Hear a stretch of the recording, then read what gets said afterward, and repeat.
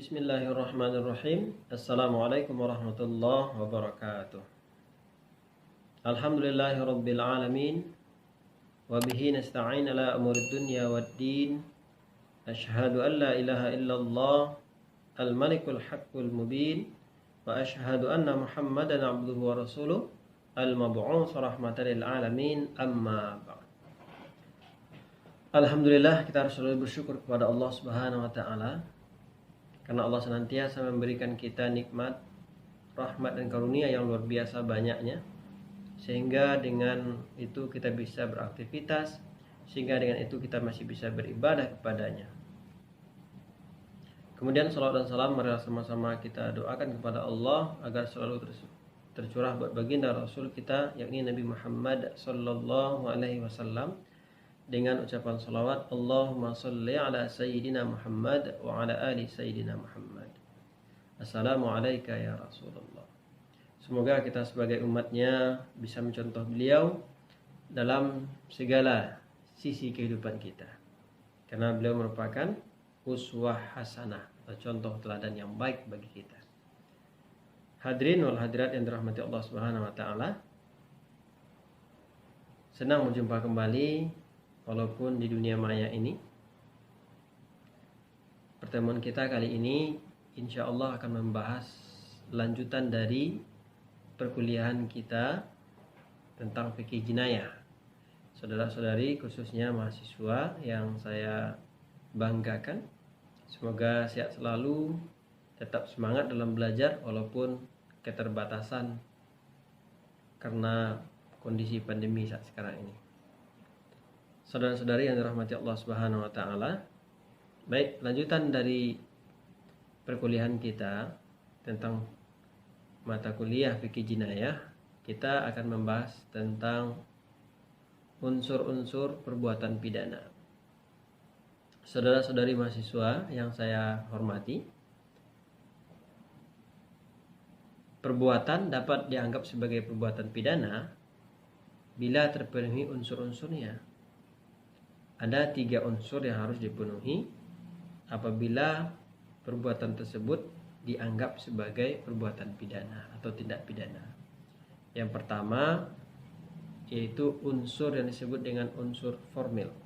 Yang pertama, unsur formil atau dalam istilah lainnya adalah rukun syar'i. Apa itu unsur formil? Unsur formil merupakan ada nas yang melarang disertai sanksi hukumnya. Jadi unsur formil ini merupakan adanya nas yang melarang, kemudian ada sanksi hukumnya. Ini unsur pertama. Yang kedua, perbuatan tersebut bisa dikatakan sebagai perbuatan pidana adalah adanya unsur material. Istilah lainnya adalah rukun madani. Maksudnya apa? Adanya perbuatan pidana tersebut. Jadi yang pertama tadi, adanya nas ataupun dalil yang melarang disertai sanksinya. Yang kedua ini adalah adanya perbuatan pidana tersebut. Yang ketiga, unsur moral. Dalam istilah lainnya adalah rukun adabi. Maksudnya apa? Unsur ketiga ini merupakan pelaku tindak pidana tersebut harus cakap hukum, atau dalam istilah lainnya adalah mukallaf. Jadi ini unsur-unsur yang harus dipenuhi jika kita mengkategorikan perbuatan tersebut menjadi perbuatan pidana. Kemudian menurut Asep Saifuddin Jahar dan teman-temannya, unsur-unsur perbuatan pidana ini mereka menyampaikan bahwa unsur ini bisa juga dikategorikan sebagai ruang lingkup hukum pidana, terfokus kepada 3 hal. Yang pertama yaitu subjek perbuatan. Maksudnya apa? Subjek perbuatan ini yakni pelaku atau menyangkut pertanggungjawaban pidana, yaitu keadaan yang membuat seseorang dapat dipidana serta alasan-alasan dan keadaan apa saja yang membuat seseorang yang terbukti melakukan tindak pidana dapat dipidana. Yang pertama adalah subjek perbuatannya atau pelakunya. Kemudian yang kedua, setelah subjeknya, yang keduanya adalah objek perbuatan.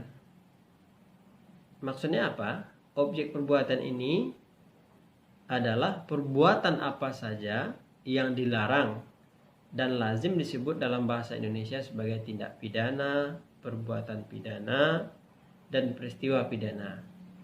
Istilah-istilah ini merupakan terjemahan dari istilah jarimah dalam bahasa Arab, kemudian strafbarfeit dalam bahasa Belanda, delik dalam bahasa Latin, atau criminal acts dalam bahasa Inggris. Yang ketiga, menurut Asep Saifuddin Jahar, adanya sanksi hukuman. Maksud sanksi hukuman ini apa? Maksudnya adalah hukuman atau sanksi apa yang dapat dijatuhkan kepada seseorang yang melakukan tindak pidana dan kepadanya dapat dianggap bertanggung jawab. Istilah ini merupakan terjemahan dari istilah ukubah dalam bahasa Arab. Oke, sampai di sini semoga saudara-saudari semua paham apa unsur-unsur dari perbuatan pidana tersebut.